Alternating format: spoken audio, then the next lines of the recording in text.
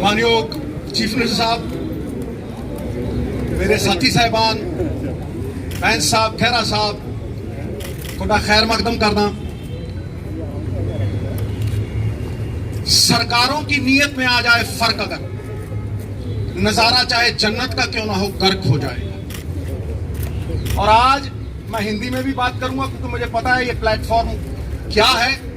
मैं जानता हूं कि गूंगी बहरी सरकार तक अगर आवाज पहुंचानी हो तो धमाका जरूरी है। ये धमाका ही है। ये मत समझिएगा कि ये 50 लोग बैठे हैं, एक एक आदमी के पीछे 2-2 लाख पंजाबी बोलता है इस मंच से, 2-2 लाख पंजाबी। और अगर कोई एमपी बैठा है तो 15 लाख लोग उसके पीछे बोलते हैं। तो ये हीरे हैं, ये पंजाब के चुने हुए नुमाइंदे। मैंने बात नीयत की है, नीयत की। नीयत साहब नीति में दिखती है और नीति सिर्फ 2 पूंजीपतियों के लिए बनाई गई है मोदी सरकार। आप अगर ये सोचते हो कि ये कानून सरकार किसानों के हक में बना रही है तो बहुत बड़ी गलतफहमी है। ये सिर्फ 2 पूंजीपतियों के हक में उन्हें रिमोट कंट्रोल देने के लिए कानून बनाए गए हैं। और मैं आज डंके की चोट पे ये कहता हूं, छाती ठोक के ये कहता हूं कि हम मरते मर जाएंगे लेकिन अंबानी और अडानी को पंजाब में पैर नहीं धरने देंगे। ये लीडर हैं। 100 भेड़ों के आगे एक शेर लगाओ, भेड़ें शेर हो जाती हैं। और ये शेरों के आगे बब्बर शेर है। और इनके आगे मैं बात जो करने वाला हूं वो बड़ी पते की और यहां वाजिब है। ई नैम तो पहले भी था साहब, पहले भी ऑनलाइन ट्रेडिंग होती थी। आप मंडियों की बात करते हो, आप ये बात करते हो कि फ्री मार्केट होनी चाहिए, तो फिर ये कानून बनाने की क्यों जरूरत है? बाहर से ई नैम होता था, ऑनलाइन ट्रेडिंग होती थी, ये कानून क्यों बनाए गए? ये कानून इसलिए बनाए गए कि पंजाब के किसान के कानूनी अख्तियार, कानूनी अधिकार पूरी तरह से छीन लिए जाएं। मैंने आज तक कोई ऐसा कानून नहीं देखा जो किसान को कोर्ट में जाने से रोकता है। ये वो कानून बनाया है मोदी साहब ने काला, जिससे किसान अगर उसका कोई डिस्प्यूट होता है तो वो कोर्ट में नहीं जा सकता, नंबर 1। नंबर 2, वो एसडीएम के पास जाएगा या वो डीसी के पास जाएगा, जिसका कंट्रोल सेंटर की सरकार के पास होगा। और ये चुने हुए नुमाइंदे, ये रेस जिताने वाले घोड़े दर्शनी घोड़े बना दिए जाएंगे। इन चुने हुए नुमाइंदों को नकारा कर दिया जाएगा। ये मैंने देशों में सुना था कि 1-2 कंपनियां मोनोपोली बनाती हैं और वो मोनोपोली बना के, जैसे ईस्ट इंडिया कंपनी राज किया करती थी, वो मोनोपोली बना के राज करती हैं। ये वही हो रहा है। ये रिमोट कंट्रोल ये गोरे अंग्रेजों के हाथ में नहीं, ये काले अंग्रेजों के हाथ में दिया जा रहा है। और ईस्ट इंडिया कंपनी की तरह ये पूरे का पूरा कंट्रोल हमें कठपुतलियां बनाने के लिए अंबानी और अडानी के हाथ में देने की ये साजिश है। उसका प्रमाण है 17 लाख करोड़ रुपए के एनपीए हैं, बैंकों को लुटा दिया। 17 लाख करोड़ रुपए के एनपीए आपने सारे बैंक लुटा दिए, किसी एक पे कार्रवाई हुई? पिछले से पिछले साल 5 लाख करोड़ रुपया आपने टैक्सों का छोड़ा। इन बड़े बड़े कॉर्पोरेट्स को वो जब पैसे छोड़ते हो टैक्सों के 5-5 लाख करोड़ रुपए, तो आप कहते हो इंसेंटिव, और गरीब किसान को अगर 4 पैसे देते हो तो उसको कहते हो सब्सिडी।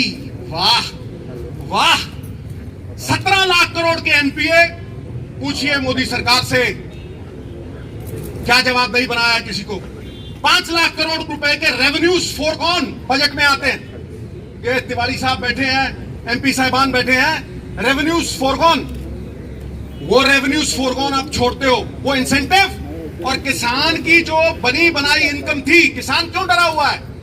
किसान इसलिए डरा हुआ है कि उसकी लागत बढ़ रही है, उसके खर्चे बढ़ रहे हैं, पेस्टिसाइड के ऊपर खर्चे बढ़ रहे हैं, पेट्रोल की कीमत बढ़ रही है, लेकिन जो उसकी अश्योर्ड इनकम थी, आज मोदी सरकार वो अश्योर्ड इनकम को छीन रही है। पॉइंट नंबर 2, ये पहला था। Point number 2, this is an attack on the federal structure of India. ये हमारे संघीय ढांचे के ऊपर एक अटैक है। It impinges and impedes on the spirit of the constitution. ये कॉन्स्टिट्यूशन की स्पिरिट पे, हमारी आत्मा पे ये आघात है। हर स्टेट के अलग अलग मसले हैं, हर एक स्टेट के अलग अलग मसले हैं साहब। इसीलिए उन अलग अलग मसलों को सुलझाने के लिए वहां की सरकारों का चयन होता है। ये कहां का इंसाफ है कि एक चीफ मिनिस्टर और उसके सारे चुने हुए नुमाइंदे, ऑपोजिशन वगैरह सारी इकट्ठी, तुम एक स्टेट के चुने हुए नुमाइंदों की आवाज को दबा रहे हो और उसके 70% किसान उनकी आवाज को दबा रहे हो। It is an attack on our federal structure. Federal structure पे ये जो अटैक है, इसके बारे में मैं पूरी तरह से पुरजोर विरोध करता हूं। और प्रियम्बल में एक वर्ड आता है फ्रेटर्निटी। फ्रेटर्निटी का क्या मतलब है? फ्रेटर्निटी का मतलब है कि हम आपसी भाईचारे में बंधे हुए हैं, हम पारिवारिक सांझ में बंधे हुए हैं, और वो यूनिटी इन डाइवर्सिटी। हमारी भाषाएं अलग हैं, हमारी भाषाएं अलग हैं, हमारा कल्चर अलग है, लेकिन फिर भी हम एक हैं। तो जब हम अपने स्टेट की बात बुलंद कर रहे हैं या किसी इंडिविजुअल किसान की बात बुलंद कर रहे हैं, हम किसान के साथ साथ हम संविधान के पक्ष में लड़ाई लड़ रहे हैं। हम आज संविधान के पक्ष में खड़े हैं, अपने फेडरल स्ट्रक्चर के पक्ष में खड़े हैं। एकता तो जेल की भी होती है, लेकिन साहब ये जेल की एकता नहीं है, ये आपसी भाईचारे की हिंदुस्तान की एकता है। ये यूनिटी इन डाइवर्सिटी है, और वो संजीदगी से लेने वाली बात है। जो लोग, और मैं प्राइम मिनिस्टर साहब को कह रहा हूं, जो लोग वन नेशन वन मार्केट की बात करते हैं, वो पंजाब के चुने हुए नुमाइंदों की और एक चीफ मिनिस्टर की आवाज को दबा रहे हैं और कुचल रहे हैं। ये हम कभी बर्दाश्त नहीं करेंगे।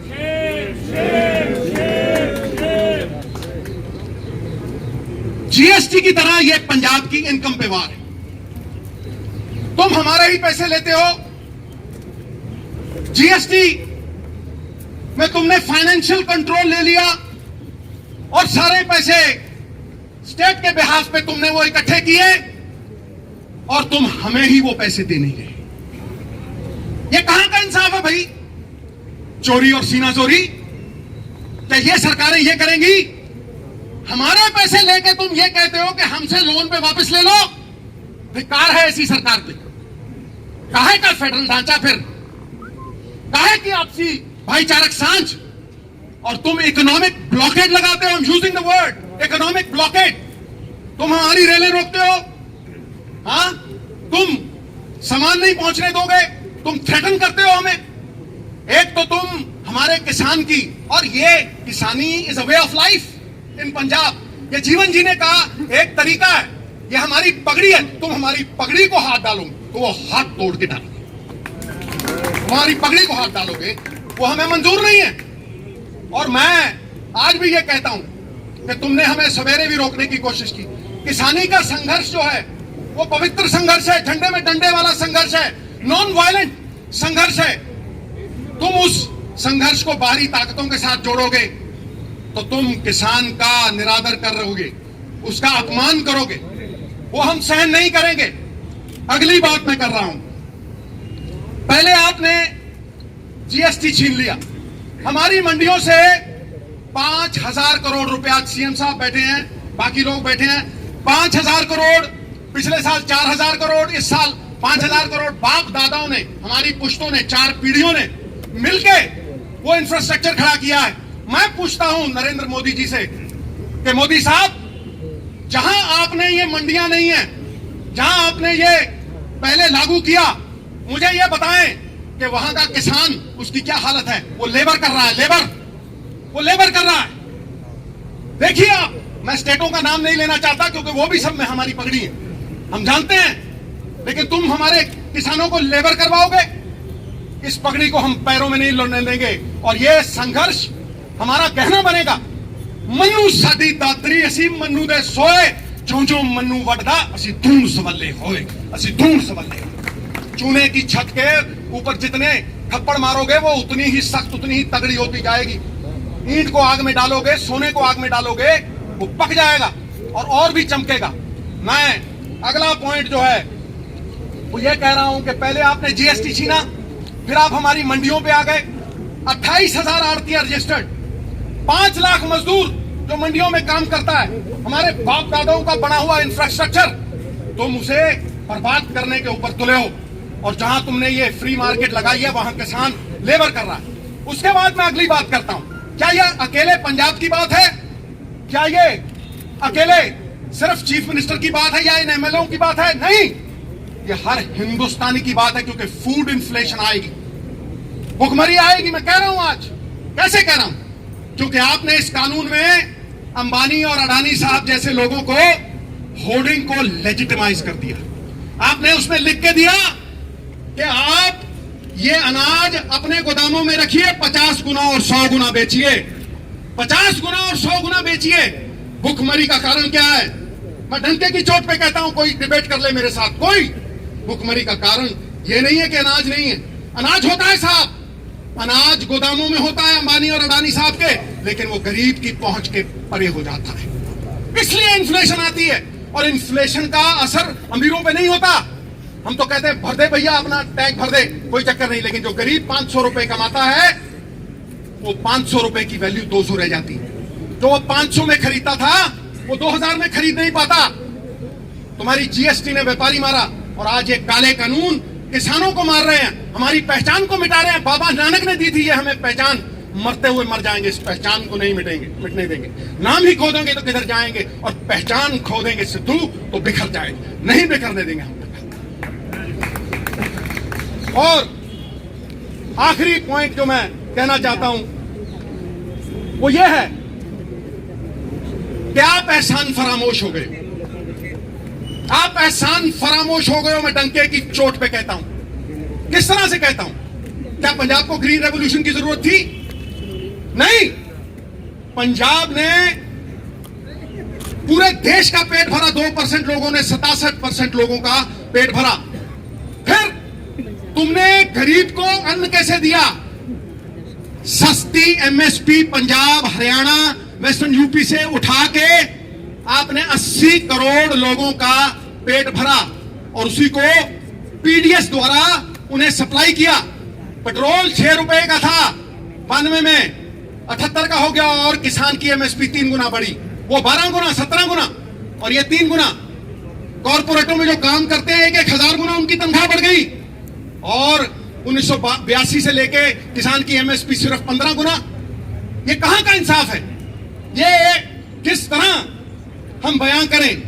चाहे मंडी एमएसपी मॉडल हो या दूसरा, पहले केंद्र ने हमें इस्तेमाल किया और फिर यूज एंड थ्रो वाली पॉलिसी करके इन्होंने हमें फेंक दिया।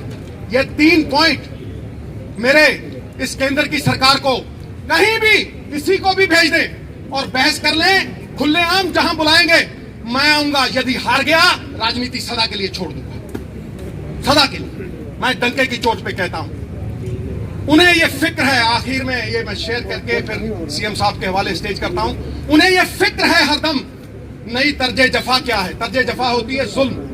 उन्हें यह फिक्र है हरदम नई तर्जे जफा क्या है। हमें भी शौक है देखें सितम की इंतहा क्या है, हमें भी शौक है देखें सितम की इंतहा क्या है। गुनाहगारों में शामिल हैं वो लोग जिन्होंने ग्रीन रेवोल्यूशन, व्हाइट रेवोल्यूशन अशरन की।